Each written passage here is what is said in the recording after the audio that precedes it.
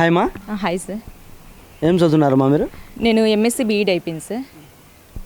వచ్చే ఎన్నికల్లో మీరు ఎన్నోసారి ఓటు వేయబోతున్నారమ్మా? సార్ ఇది నా second time. So first time కూడా వేసాను, అప్పుడు అంత సాటిస్ఫాక్షన్ లేదు, అప్పుడు నాకు అంత మెచ్యూరిటీ లేదు. సో పేరెంట్స్ ఏది చెప్తే అది వేయాల్సి వచ్చింది అప్పుడు. సో ఇప్పుడు I know what I am. ఇప్పుడు ఈ జరుగుతున్న సిచ్యువేషన్ని బట్టి ఎవరికి వేయాలో నాకు బాగా తెలుసు. ఇప్పుడు ఈ 4.5 సంవత్సరంలో ముఖ్యమంత్రి జగన్ రెడ్డి మన రాష్ట్రం ముఖ్యమంత్రి అయిన తర్వాత ఉద్యోగాలు, ఉపాధి అలాంటివి ఏమన్నా వచ్చాయా మన రాష్ట్రానికి? సార్ మన రాష్ట్రం అంటే ముందు కడప డిస్టికే జగన్మోహన్ రెడ్డి గారిది. కడపనే డెవలప్ చేయలేదు. ఇప్పుడు అంటున్నారు కడపలో మేము రోడ్లు వేస్తున్నాము, బిల్డింగ్లు వేస్తున్నాము, సర్కిల్ చేస్తున్నామని. 5 years నుంచి చేయండి, ఈ 3 monthsలో ఎందుకు చేస్తున్నారు? అంటే ఇప్పుడు ఎలక్షన్స్ పెడుతున్నారని చేస్తున్నారా? ఇప్పుడు మేము అభివృద్ధి చేస్తున్నామని చెప్తున్నారా? ఈ 5 yearsలో చేయొచ్చు కదా, చేసేది ఏదో. అప్పుడే చేసింటే మా కడప ఎప్పుడో డెవలప్ అయ్యేది కదా. ఇప్పుడు డెవలప్ అవుతుంది అని చెప్పుకుంటున్నారు తప్ప డెవలప్ అయిందని చెప్పట్లేదు కదా. దాంతోనే తెలుస్తుంది జగన్ ఎంత మాత్రం అభివృద్ధి చేశారని. ఇప్పుడు ఈ 5 సంవత్సరంలో మన ఆంధ్రప్రదేశ్ ఏమైనా డెవలప్ అయ్యింది జరిగిందమ్మా? నాకైతే తెలిసి ఏదో స్కూల్స్ వర్క్ జరిగిందేమో కానీ, నిరుద్యోగులు కానీ, రైతులు కానీ, అలానే మహిళలకు కానీ అది కూడా ఇస్తున్నారు. ఏంటి ఇస్తున్నారు? కరెంట్ బిల్ తక్కువ ఉన్న వాళ్ళకి మాత్రమే అమ్మఒడి అంటారు, కరెంట్ బిల్ తక్కువ ఉన్న వాళ్ళకి మాత్రమే పింఛన్ అంటారు. కరెంట్ బిల్ కట్టేది వాళ్ళు, వాళ్ళ డబ్బులతో వాళ్ళు కట్టుకుంటున్నారండి. మీరేమన్నా కడుతున్నారో వాళ్ళ కరెంట్ బిల్లు?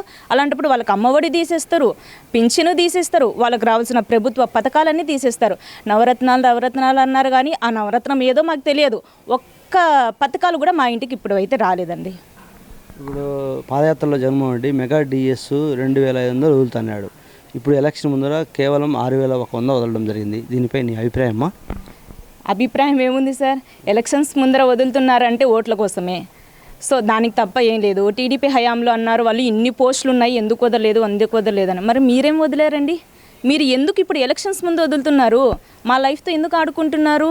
మీరు వదిలేరు. ఎప్పుడు వదిలేరు? 2022లో పీసీ వదిలేరు, దాని తర్వాత ఎస్ఐ వదిలేరు, మంచిదే. కానీ ఎందుకు స్టే విధిస్తున్నారు? మా జీవితాలతో ఎందుకు ఆడుకుంటున్నారు?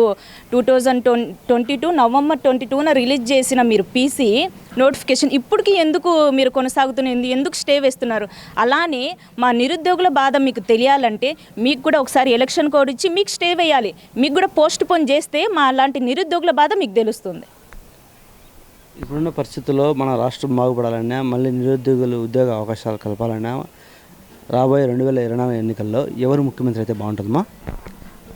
నా ఇన్నర్ ఒపీనియన్ అయితే ఇప్పుడున్న ప్రభుత్వం కాకుండా ఏ ప్రభుత్వం వచ్చినా మేమైతే బాగుపడతాం. ఎందుకంటే మేము చూసాము ఈ 5 yearsలో 2019 నా పీజీ అయిపోతే ఇప్పుడు వరకు ఒక చిన్న గవర్నమెంట్ జాబ్, వాలంటరీ జాబ్ అంటారు. మేము ఎంఎస్లు చేసి 5,000కి ఎందుకు జాబులు చేయాలండి? మాకు దానివల్ల ఏం యూజ్ అవుతుంది? ఇంటింటికి వెళ్ళి పొద్దున్నే లేపి వాళ్ళని పింఛన్ ఇవ్వడం, ఇదా మా ఉద్యోగము? దీనికోసమా మేము 5,000 పెట్టి దానికోసం మేము తిరగాల ఇంటింటికి? అది కాకుండా సచివాలయం అన్నారు. సచివాలయం ఏమి ఇచ్చారు?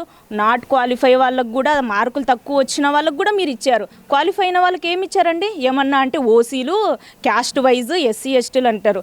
మీరు ఇచ్చారు ఓన్లీ వాలంటరీ జాబ్, సచివాలయం జాబ్. దాని తర్వాత మీరు చేసిన అభివృద్ధి ఏంటని నేను ప్రశ్నిస్తున్నాను.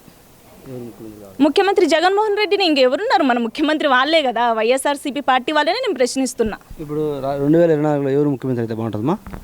మేబీ నేనైతే చంద్రబాబు నాయుడే అనుకుంటున్నానండి. Thank you.